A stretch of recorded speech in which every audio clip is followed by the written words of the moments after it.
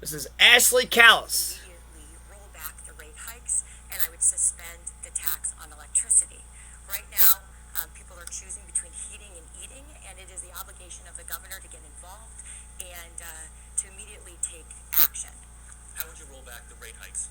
Well, 40 years ago, the legislature passed a law which dealt with energy crises.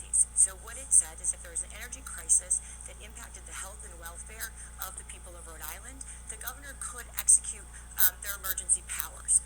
So that's what I would do. I would execute my emergency powers, and I would roll back the electricity hike, and I would also suspend the tax on electricity.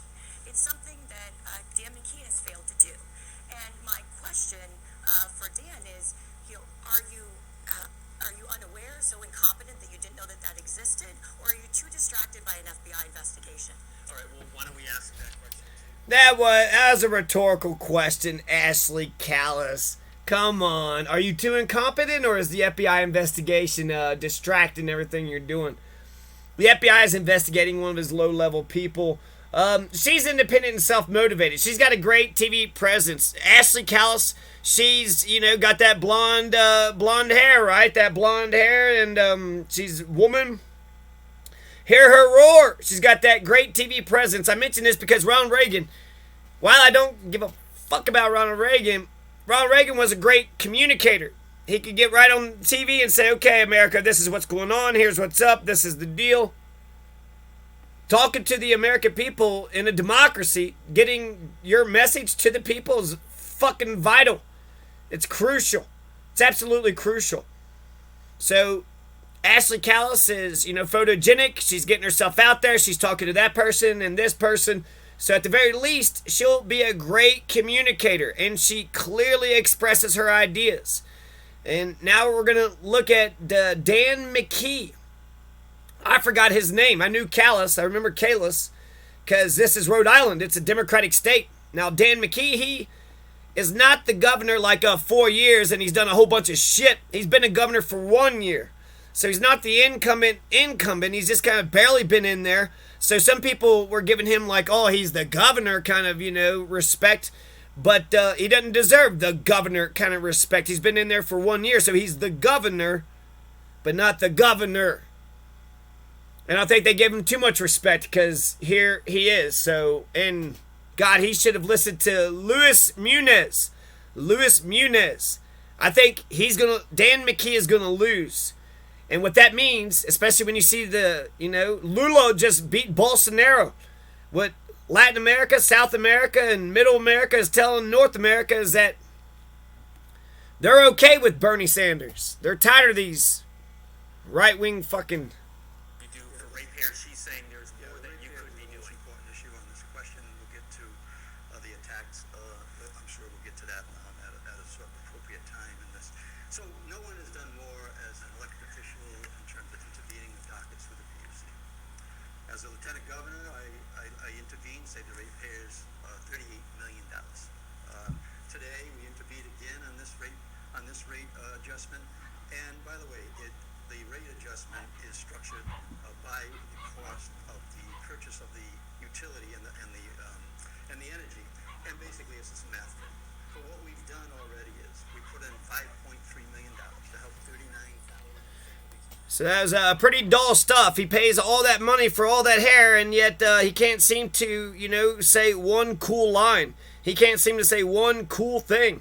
It's almost like he just wanted to ride in on there on a nice, easy, airplane or whatever. Luis Munoz, we got to get Luis Munoz in on Dan McKee's campaign because Dan McKee is going to lose. Kalus is going to win. She's great at messaging. She's getting her name out there. People are talking to her. He's just kind of an arrogant dickhole, and he's got, he's in a Democratic state, and he, spends $1,000 on his haircut.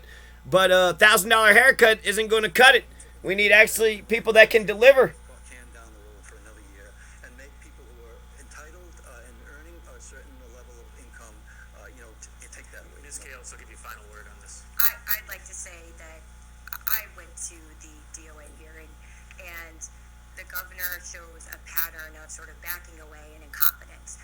We actually noted that he was giving a full pay increase, and what he said in that meeting is that he didn't understand understand that it was all at once, because what he was saying in the press is that, the pay increase will be over time, and then when he realized what he had actually done, he said, oh, I didn't realize that, I'm asking for a modification. Now he's standing with it. I am saying that the priorities need to be correct, and I am not having issues recruiting based on that differential. It is also in a time where families are suffering and it is so hard to make it. It just shows that he's completely out of touch. I want to ask each of you about some of the specific criticisms you face in this campaign. So I am going to cut it off right there. Democratic governor, they need to appoint Luis Munoz as the chancellor of the treasury or something. You got to get Luis Munoz. I'll actually end it off with a clip of Luis Munoz at the end. But what the fuck is going on with Dan McKee? It looks like he's all fucking strung out, doesn't it? He's all strung out and shit. He doesn't seem to have it all together. You have, Ashley Kalus over there just kind of saying, oh, he's incompetent and this and that. And that's kind of mean and rude and disrespectful and shit. Kind of reminded me of Marjorie Taylor Greene's, oh, and you're a liar. She was just saying to Flowers, just telling Flowers, oh, and by the way, you're a liar. She got mad and was trying to piss him off, and it wasn't working. And so the very last thing she says, and by the way, you're a liar. No, and by the way, you're a liar. Okay, you're a liar. The idea is to piss you the fuck off. It has nothing to do with winning the argument or having the better. And by the way, you're a liar. But he's getting too frustrated over that, so maybe he needs to talk to Marjorie Taylor Greene for a conversation, because she's like, well, are you too incompetent to do this? Are you trying to do, it was a good insult, but why don't he just return the insult? Oh, you want to talk about incompetence? I mean, look at that hairstyle. You don't even know how to brush your hair talking about competence. Oh my God, don't even talk to me about no competence. Look at all the things we've done. We put together this budget. We got these people together. You gotta roll with the punches, right? But he seems like he's all strung out, doesn't have it all together. He's got a $1,000 haircut, and he's got some decent ideas and what have you. But he was kind of saying, he was reaching out for the moderators. In the first debate, they kind of swatted the FBI investigation away, but there was something to it. A tiny little something, not much. Somebody in his administration, he just got in there. Your administration's 1,000, 2,000, 5,000 people or something. I don't know. So somebody, low-level person on the administration, what did he do?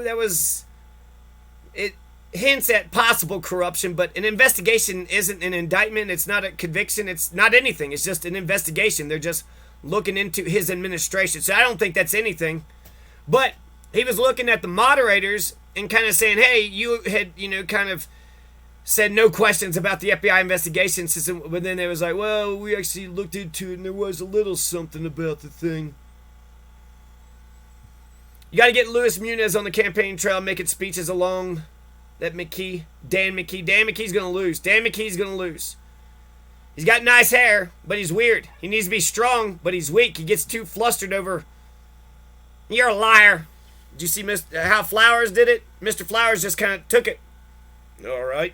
If that's how you want to represent yourself, all right. Let's take a look at this Luis Munoz that I keep on talking about. Luis Munoz. Rhode Islander Bay.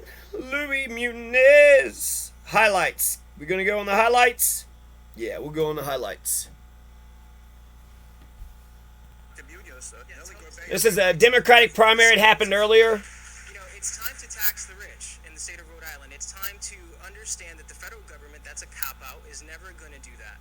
We need to take a stand here in the state of Rhode Island. Governor Munoz created a pass-through company tax credit that the rich are leveraging to get deductions on the federal income tax. We need to make sure that we combat that loophole that the rich have and get some of that $144 million back annually that can help us support affordable housing.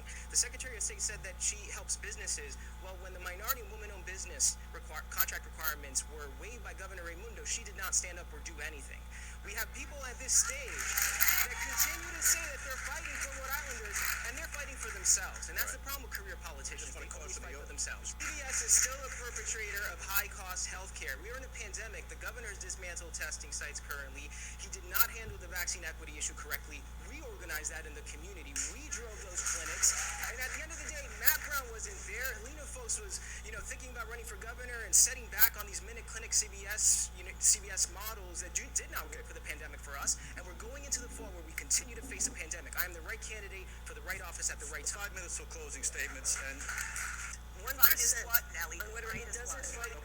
Businesses here. Micro businesses need exemptions on the tangible property tax. It's 1.4% in Newport, 5.5% in Providence. Poor people in the state of Rhode Island cannot get out of poverty because when they start businesses, they are taxed out of business. And by the way, Those are the businesses that really jump in on small. On the stage, you obviously don't know how to get it done. I do, and it's going to be a good Because project. of the communities that I come from are the ones that suffer from bad deals like that one. Like 38 Studios 2, which Helena Folks was actually in line of giving them more money. And the governor, at this point in time, in terms of the soccer stadium, now fails to acknowledge that when you front money, when you promise the money up front, right, the project becomes too big to fail. It becomes too big to fail, and it's going to land on Pawtucket kids' heads. Okay, Governor, he's entitled to answers.